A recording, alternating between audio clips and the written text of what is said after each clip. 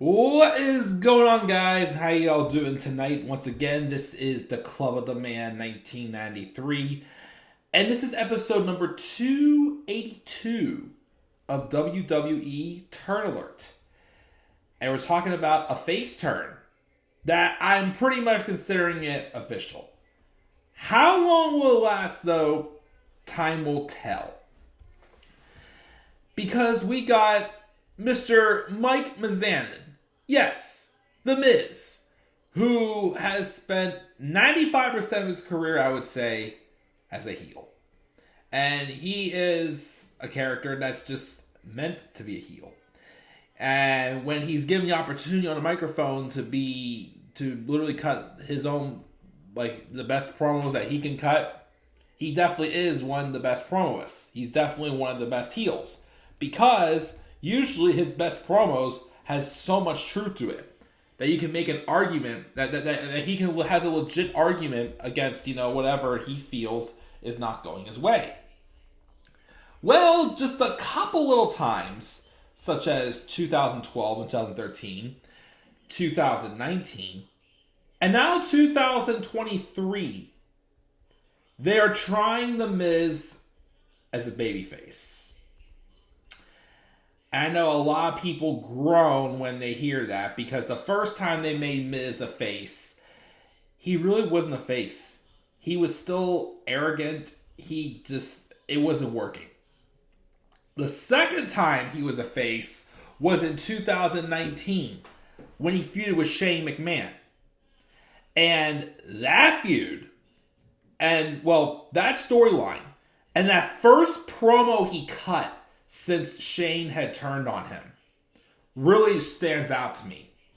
It's definitely one of my favorite promos I've ever heard in my opinion. Top 25, I would probably say. Hint towards a possible future thing, by the way. But when he cut that promo, I'm like, he has a story. And the way they booked it leading up to his 2 pay-per-view matches with Shane, I'm like, Miz could believably be a babyface. And he has the reasons. I mean, he cut the promos. The promo, he said something about how, he basically sacrificed everything he can to be successful in the business. And, of course, the big thing was he wanted to make his father proud. And, of course, he made his father proud with that run when he was tag teaming with Shane. And then, of course, just for Shane to turn on The Miz, and then basically insult his father and whatnot, for him and his father come together in a storyline. Again, there was a story there, and of course The Miz basically can say, say what you want about the antics I've done in my career, but you cannot deny my work ethic. And that is true. You cannot deny, even though The Miz has been an arrogant heel most of his career, it's true. He is one of the most undervalued, underrated, definitely one of the best stars WWE has had. I wouldn't say a top 10 greatest of all time or whatnot, but he's definitely one of the more underrated. 2-time Grand Slam champion, the only person who's done so. And all other things, he's done it all. So there is reasons to want to like The Miz. This time, though, I'm not sure because there just really isn't a story because they rarely made him a heel again at the end of 2019. And it has not been the best run for him. So now they're randomly making him a babyface against Gunther. And he's going to have a match against Gunther for the IC title. I don't know. The family man, that they brought out him as a face the last time, what worked. This time, it feels like the whole basis of Miz turning face is he's trying to prove to Gunther that he's more than just a talk show host. I don't think that story is as appealing. And to me, someone like The Miz, who just has a deep reputation as a heel, I just don't know if that's the right story that's going to really... what I'm saying is the last time they tried Miz as a face, they had something. It wasn't Miz's fault it didn't work. They screwed him. They turned him face just to job out to Shane McMahon. This time, I just don't see a long-term thing for him as a face.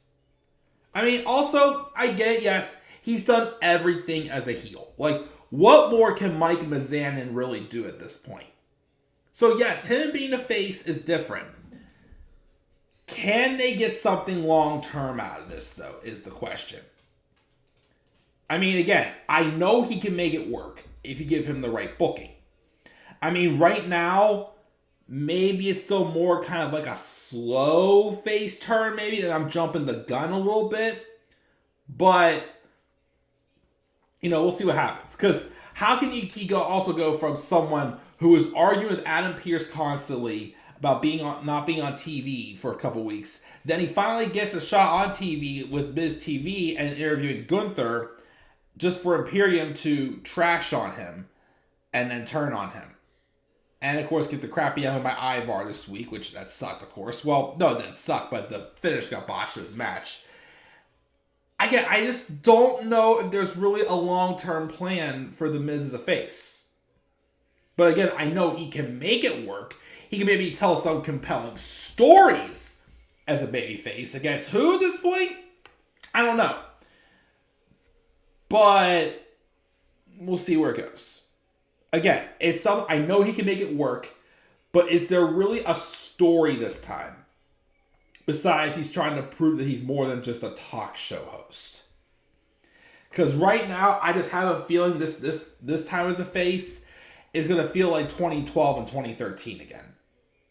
I'd rather feel like 2019, where there is a story, where there is a character. I mean, for crying out loud, he was fighting Sanity like 3-on-1 in 2019. And to me, it's like a hardcore thing. I do like, though, also, and I didn't get to mention this in my Raw review, I do like that he was pulling out some different moves in that Fatal 4-Way. That was definitely setting the stage a little more for him as a face, is him having a little bit more moves in his repertoire and a couple other little things. Like, you see, like, the heel skin shedding off of him. But we'll see what happens. Maybe I could be wrong. Maybe we could get a little more of a long-term thing out of this face turn. But we'll see what happens. So what are your guys' thoughts on The Miz seemingly turning face as he feuds with Gunther for the Intercontinental title? Leave your guys' thoughts down in the comment section below. And be sure as always to slap a like on the video and subscribe for more content on my channel. You may follow me on Twitter as well at the Club of the Man 93. And also follow me on TikTok and Instagram at the Club of the Man 1993. And as always, guys, please stay tuned for more WWE Turn Alert.